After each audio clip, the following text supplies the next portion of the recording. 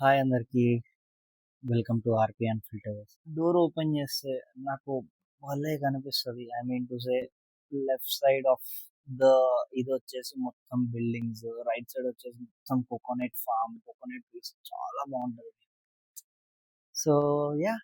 మనము ఆఫీస్‌కి బయలుదేరాం. సో, మనము ఆఫీస్‌కి రీచ్ అయ్యి ఏ లోపు నేను మీతో ఒక చిన్న స్టోరీ షేర్ చేసుకుందాం అనుకుంటున్నా.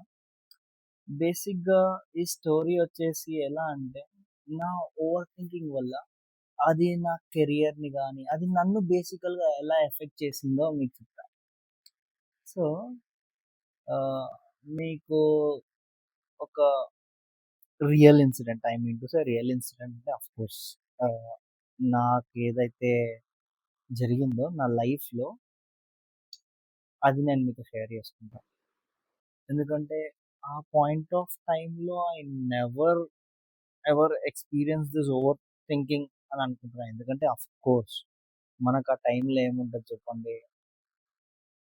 Friends, college, that's it. More than that ఏముంటది. సో, అంతగా మనకి ఆ ఏజ్‌లో అట్లా ఉంది అనైతే నాకు ఐడియా లేదు. బట్ నేనైతే ఎక్స్‌పీరియన్స్ ఫేస్ చేయలేదు. యాహ్! సో, ఇది వచ్చేసి నా first couple of years of ఎక్స్‌పీరియన్స్‌లో. సో, మీకు చెప్పాలి అంటే కరెంట్‌లీ నాకొక 10 ఇయర్స్ ఆఫ్ ఎక్స్‌పీరియన్స్ ఉంది. సో, నేను నా కెరియర్ స్టార్ట్ చేసింది 2016, 2017 ఆ టైంలో. సో, బ్యాక్ ఆ టైంలో ఏమైంది అంటే ఆహ్, మనము జాబ్‌లో జాయిన్ అయ్యాము. Everything was going good initial months. సడెన్‌గా మనకి ఒక ప్రాజెక్ట్‌లో ఒక ప్రాబ్లమ్ వచ్చింది. సో, నా రోల్ వచ్చేసి I'm more into PMO. So, నాకు ప్రాబ్లమ్ ఒక ఒక ప్రాజెక్ట్‌లో ప్రాబ్లమ్ వస్తే నేను దానికి సొల్యూషన్ ఎతకడం బోయి నేనేం చేసేవాడిని అంటే సిట్యుయేషన్ నుంచి తప్పించుకునేవాడిని.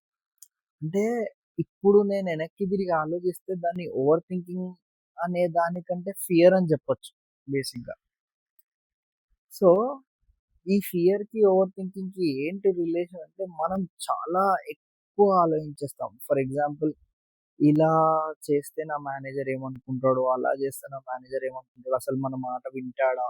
మనం చేసేదానికంటే ఆలోచన ఎక్కువ. So, again back to the story. అప్పుడు ఏం జరిగిందంటే ప్రాజెక్ట్ హెవీ డెడ్‌లైన్స్ ఖచ్చితంగా పంపియాలి. సో, నా నా ప్రాజెక్ట్స్ ఎలా ఉండేదో చెప్తా. ఒక చిన్న ఇన్‌సైట్. సో, మేము బేసికల్‌గా నేను గేమింగ్ ఇండస్ట్రీలో ఉంటా. I work for gamings.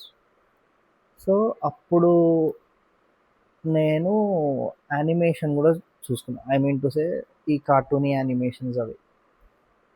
So, మాకు everything is depended upon episodes. మనము ఎన్ని ఎపిసోడ్స్ చేస్తాము అని. మనం ఇక్కడ ఎంతైతే డిలే చేస్తామో అక్కడ రిలీజ్‌కి అంత ఎఫెక్ట్ అయితది. అంత హెక్టిక్ ఆఫ్ వర్క్ ఉంటది. సో, ఈ హెక్టిక్ ఆఫ్ వర్క్‌లో ఏం జరిగింది అంటే ఒక ప్రాజెక్ట్ హెవీ డెడ్‌లైన్ ఉంది. మనము చేయలేకపోతున్నాము. చాలా ఇష్యూస్ వస్తున్నాయి. సో, నేను ఆ ఇష్యూస్‌ని ఫేస్ చేసుకునే దానికంటే లీవ్ తీసుకొని ఉండేవాడిని. ఒకానొక టైమ్ వచ్చేసింది. ఎలా అంటే you need to face it for sure అన్నట్టు. ఆ టైంలో నేనేం చేసేవాడినంటే కంపెనీ మారిపోయేవాడిని. సో, ఫస్ట్ కంపెనీలో అలానే జరిగింది. సెకండ్ కంపెనీలో అలానే జరిగింది. అండ్ థర్డ్ కంపెనీకొచ్చేసినప్పుడు థర్డ్ కంపెనీలో ఏమైందంటే నా పాత ఫ్రెండ్స్ నాతో పాటు కెరియర్ స్టార్ట్ చేసిన వాళ్ళతో క్యాజువల్‌గా డిస్కషన్ మాట్లాడుతూ ఉంటే you believe me or not within 2 years or 2 ½ years వాళ్ళ లైఫ్ ఒక రేంజ్‌లో ఉంది చెప్పాలి అంటే. దే ఆర్ వెల్ సెటిల్డ్ పర్సనల్‌గా గానీ, కెరియర్‌గా గానీ everybody are in very nice designations. So, ఒక్కసారి నాకు నేను పాజ్ ఇచ్చి నన్ను నేను ఒక క్వెషన్ అడిగాను. అరే బాస్! నువ్వు వాళ్ళతోనే స్టార్ట్ చేసావు సేమ్ ఇది. ఏంటి డిఫరెన్స్? అక్కడ నేను బాగా రియలైజ్ అయింది ఏంటి అంటే కన్సిస్టెన్సీ. అండ్ మనకి ఆ ప్రాబ్లమ్ని ఫేస్ చేయాలి అనే ఒక ఇది సిచ్యువేషన్ ఎస్కేప్ అయ్యేదానికంటే ప్రాబ్లమ్ని ఫేస్ చేయాలి, ఆ సిచ్యువేషన్ బేసికల్గా ఫేస్ చేయాలి. సో నన్ను నేను క్వశ్చన్ చేసుకొని then I started facing the situation. ఒకసారి ఒక సిచ్యువేషన్ని ఫేస్ చేసిన తర్వాత, బేసికల్గా ఒక ప్రాబ్లమ్ని ఫేస్ చేసిన తర్వాత నాకు అనిపించింది ఇంతేనా.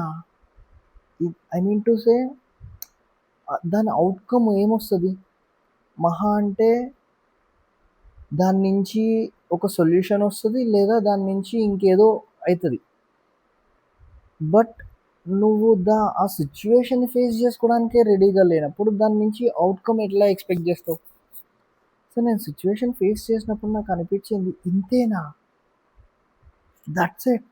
దీనికోసమా నేను ఇన్నేళ్ళు భయపడినాను, దీనికోసమా నేను చాలా ఓవర్ థింక్ చేశాను, ఏదో అయిపోతుంది ఏదో జరిగిపోతుంది అని. దెన్ లేటర్ ఈ ఈ అర్థం చేసుకునే టైంలో ఎన్ని ఆపర్చునిటీస్ మిస్ చేసుకున్నాను, ఎంత కెరియర్ని మిస్ చేసుకున్నాను అనేది నేను రియలైజ్ అయ్యా.